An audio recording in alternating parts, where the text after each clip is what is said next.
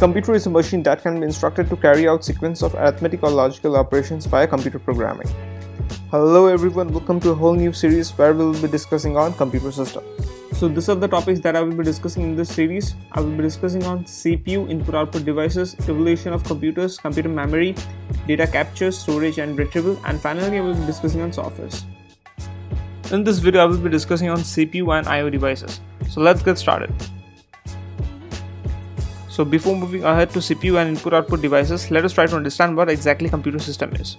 A computer system is an electronic device that can be programmed to accept data and to process it and to generate the result. A computer system along with the additional hardware and software together is called the computer system. So from this definition we can see that a computer system comprises of both the hardware and the software components, and this system primarily comprises of central processing unit, memory, input-output devices and the storage devices, and all these components function together as a single unit to deliver the desired output.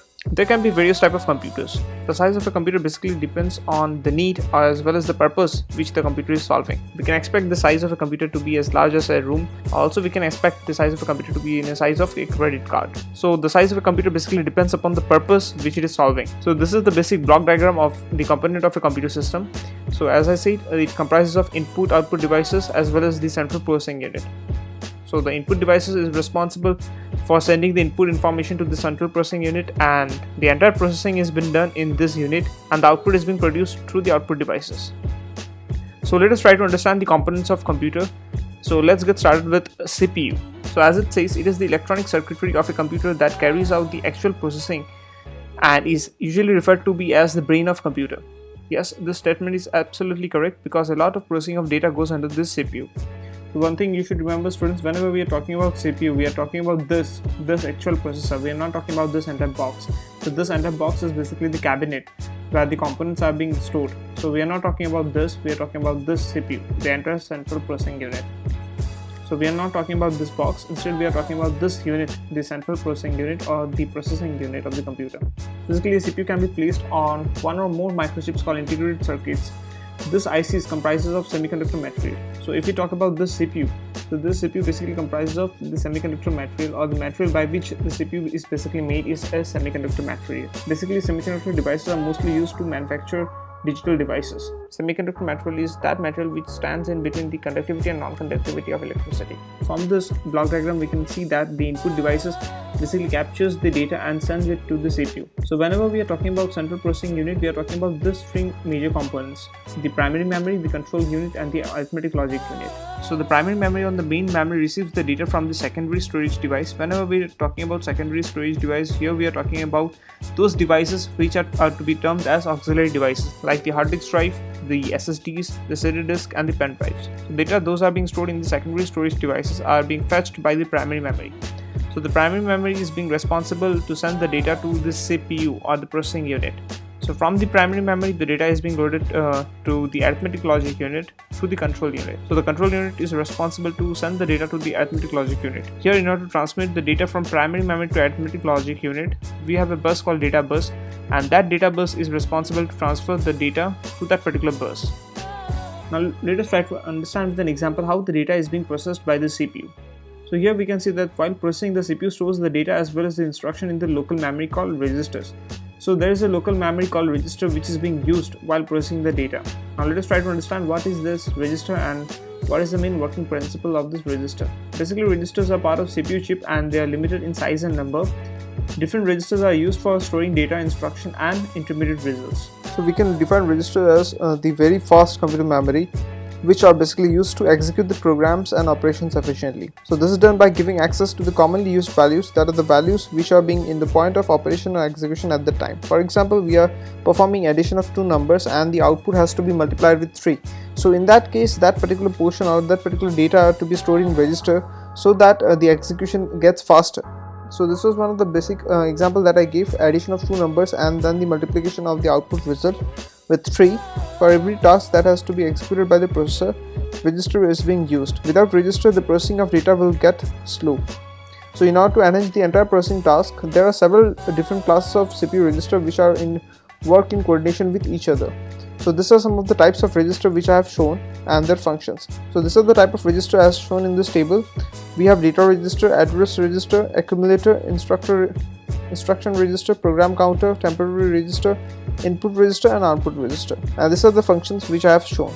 So data register, its primary task is to hold the operand, and address register, its primary task is to hold the memory address. So accumulator is a register in which intermediate arithmetic and logical results are stored.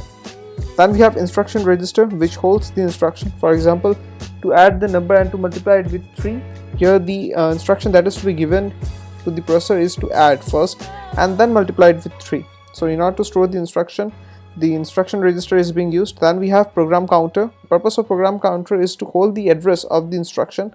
Then we have temporary register that holds temporary data. Finally, we have input and output register. So input register is to carry the input character and output register is to carry the output character. So these are the type of registers that are available in CPU. So in a nutshell, we can say that registers are basically integrated with the CPU, and those are basically a type of memory which are used for faster accessibility of data.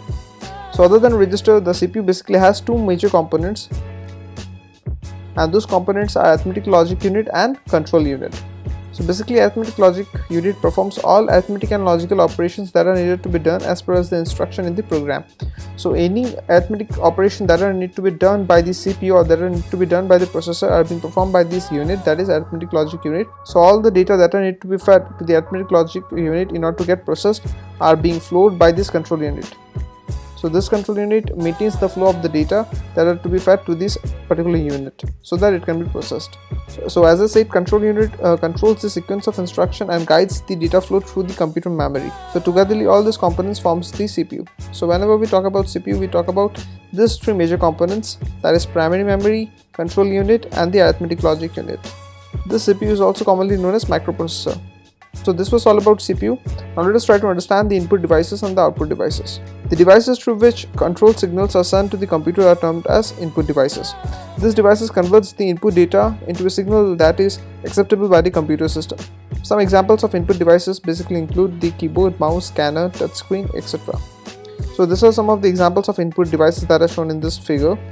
For physically challenged people, there are special type of input devices available, as you can see here. So there is a device called Braille keyboard specifically for those people who are visually challenged. So in spite of these devices, nowadays we also have those devices which accepts data through the voice. So we can take example of Amazon Echo, also we can take example of Google Assistant Home. So this are some of the devices which are available as of now, which accepts the input from the user. Although apart from those two devices, there are many other devices that are available. So basically, data entered through the input devices are temporarily stored in the main memory of the computer system. For permanent storage of this data, we need to use the secondary memory. So we can see input devices are one of the most important component of a computing system or computer system, which captures the input from the user and sends it directly to the CPU for further processing. So this was all about input devices. Now let us try to understand the output devices. So finally, we have the output devices. The devices that receive the data from the computer system for display or for physical production, etc. are basically called the output devices. So here are some of the examples of output devices, as you can see. So what output devices actually do, it converts the digital information into human understandable form. For example, monitor, projector, headphone, speaker, printer, all of these examples of output devices. There is also a special type of monitor which is available for visually challenged people, and that is basically a Braille display monitor.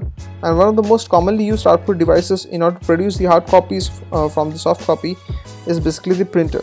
So three types of printer that are commonly used are inkjet, laser and dot matrix.